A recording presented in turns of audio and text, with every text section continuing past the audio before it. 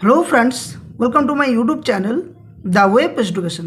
सो friends, এই মুহূর্তে আপনাদের জন্য একটা গুরুত্বপূর্ণ বিগ ব্রেকিং নিউজ। সেটা হচ্ছে আজকে নবান্নে অর্থাৎ 1 জুন আজকে মুখ্যমন্ত্রী শুভেন্দু অধিকারী এবং 4 কর্মী সংগঠনের মধ্যে গুরুত্বপূর্ণ বৈঠক হতে চলেছে বকেয়া ডিএ সংক্রান্ত ব্যাপারে। তো দেখুন, বিষয়টা হচ্ছে যে আজকে দীর্ঘদিন ধরে রাজ্যের সরকারি কর্মচারীরা নানানভাবে নানান সময় কিন্তু সুপ্রিম কোর্ট থেকে কলকাতা হাইকোর্ট থেকে শুরু করে কলকাতা রাজপথে বিভিন্নভাবে আন্দোলন করেছেন যে বকেয়া ডিএ তাদের ন্যায্য অধিকার এবং সেটা মেটানোর জন্য। তো দীর্ঘদিন ধরে এর আগে গত সরকার বঞ্চনা করে রেখেছিল, যার ফলে সুপ্রিম কোর্ট বারংবার অর্ডার দেয় যে রাজ্যের কর্মচারীদের বকেয়া ডিএ মেটানোর ব্যাপারে, কিন্তু সে নিয়ে কোনো যে ভ্রুক্ষেপ কিন্তু গত রাজ্য সরকার কিন্তু ছিল না।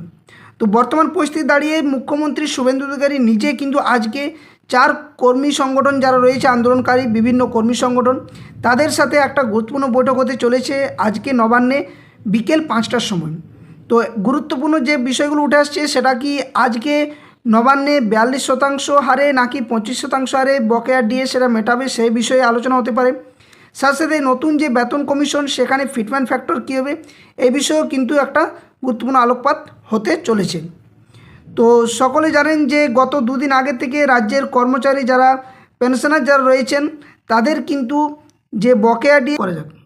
তো দেখুন, আজকে নবান্নে যে ডিএ নিয়ে বৈঠক মুখ্যমন্ত্রী এবং 4 কর্মী সংগঠনের মধ্যে কি বলা হচ্ছে না, আজ অর্থাৎ সোমবার বিকেল 5টার সময় শুভেন্দু অধিকারী এবং যে বাকি 4 কর্মী সংগঠন রয়েছে তাদের মধ্যে মহার্ঘ ভাতা নিয়ে একটা গুরুত্বপূর্ণ বৈঠক হতে চলেছে।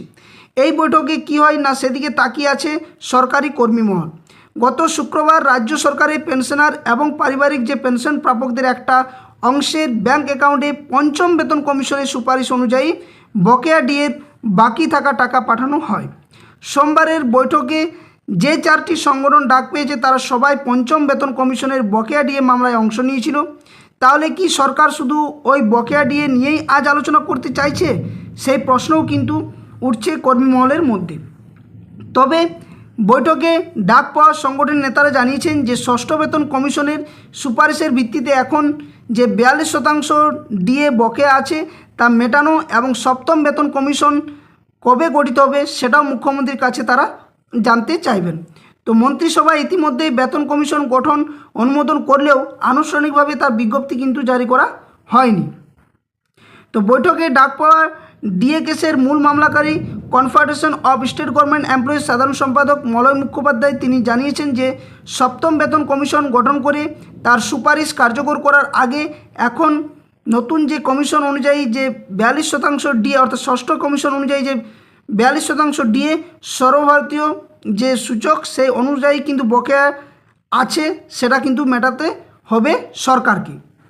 এখন বিষয় কিন্তু অনেকগুলো উঠছে, যার মধ্যে কিভাবে এই বিরাট বকেয়া ডিএ মেটানো হবে সেটাও কিন্তু তারা মুখ্যমন্ত্রীর কাছে জানতে চাইবেন।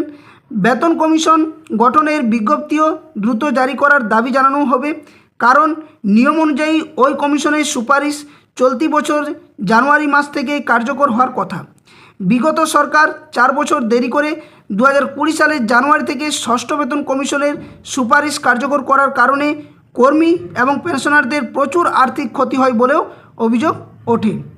তো সুপ্রিম কোর্টের নির্দেশ অনুযায়ী 5ম বেতন কমিশনের যে বকেয়া ডিএ মেটানোর প্রক্রিয়া সেটা কিন্তু চলছে, তা নিয়েও কিন্তু প্রশ্ন উঠছে।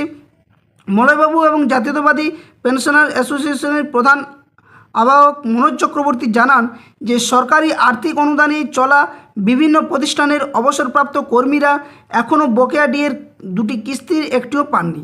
এর মধ্যে শিক্ষা প্রতিষ্ঠানের শিক্ষক, অশিক্ষক কর্মী, পঞ্চায়েত ও পুরসভার অবসরপ্রাপ্ত কর্মীরা আছেন। তো বৃহত্তর কলকাতার ব্যাংক অ্যাকাউন্ট আছে এমন অবসরপ্রাপ্ত সরকারি কর্মীরাও কিন্তু এখনও পর্যন্ত বকেয়া ডিএ পাননি। বর্তমান সরকারি কর্মীদের এখনও পর্যন্ত যা বকেয়া দেওয়া হয়েছে তা মোট প্রাপকের অর্ধেকেরও কম। শুধু গ্রুপ ডি কর্মীদের বকেয়া টাকা স্যালারি অ্যাকাউন্টে দেওয়ার সিদ্ধান্ত নিয়েছিল গত সরকার।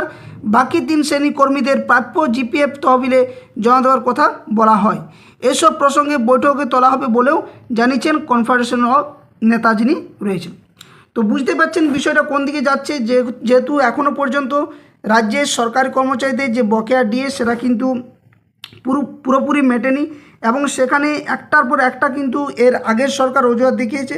তো নতুন সরকারের মুখ্যমন্ত্রী যিনি খুবই তাৎপর্যপূর্ণভাবে এই বৈঠক ডাকছেন, সেখানে অবশ্যই রাজ্যের যে 4 কর্মী সংগঠন রয়েছেন অবশ্যই ওনাদের দাবি তুলে ধরবেন। সেখানে 42% হারে যে ডিএ যে বকেয়া বাকি রয়েছে সেটা মেটানোর ব্যাপারে বা নতুন পে কমিশনের ব্যাপারে অবশ্যই ওনাদের যে তথ্য বা কথা যে আবেদন সেটা অবশ্যই জানাবেন। তো আজকের বৈঠক সত্যি কর্মচারীদের জন্য এবং সারা রাজ্যের যে সমস্ত কর্মচারীদের বকেয়া ডিএ বাকি রয়েছে তাদের জন্য একটা খুবই গুরুত্বপূর্ণ এবং সকলেই সেদিকে তাকিয়ে রয়েছেন। তো অবশ্যই আজকের যদি আপডেট আসে তারপর কিন্তু আপনাদের সামনে শেয়ার করার চেষ্টা করব। তার জন্য বলবো চ্যানেলটি সাবস্ক্রাইব করে পাশে থাকা বেল নোটিফিকেশন অন করবেন, কারণ আজকের আপডেট আপনার সামনে সবথেকে আগে সবার আগে দেওয়ার চেষ্টা করব যতটা পারা যায় সম্ভাবনা মোতাবেক। তো চ্যানেলটি পাশে থাকবেন, ভিডিওটি ভালো লাগলে এটা লাইক করে বাকি সাথে শেয়ার করবেন। অবশ্যই যে আপডেট আসছে পরবর্তীতে আপনার সামনে শেয়ার করা হবে।